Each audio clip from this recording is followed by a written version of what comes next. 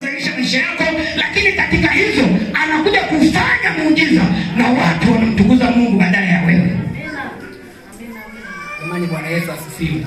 Lakini sababu ya pili Mungu anayowaambia katika ile andiko tulilolisoma ni kwamba Mungu anakutendea wewe, Mungu anakumilikisha wewe ili ufalme wake ujengwe. Jamani, Bwana Yesu asifiwe. Jamani, Bwana Yesu asifiwe. Nilisema juzi Jumaa ya kwamba hivi Mungu akumilikishe wewe hicho unachokitamani. Kuna kitu unakitamani. Hebu fikiria kile kitu unachotamani Mungu akutendee. Hebu dakika chache, hebu kifikirie hicho. Kuna kitu, una vingi, lakini kuna kimoja unakiona kwa kweli Mungu kinitendea hiki. Baada ya kukifikiria hicho, sasa Mungu akitende. Mungu akupe sasa.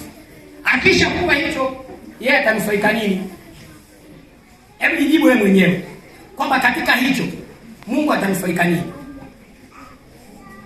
Katika hao watoto Mungu anaotaka akupe. Katika huyo mke au mume unayetaka Mungu akupe. Katika hiyo biashara unayotaka akupe. Katika hiyo fedha unayotaka akupe. Yeye atanufaika nini? Mungu sio Mungu wa hasara. Anasema mimi ni Mungu ambaye nikufundishaye, yaani nikuwezeshaye ili pata faida.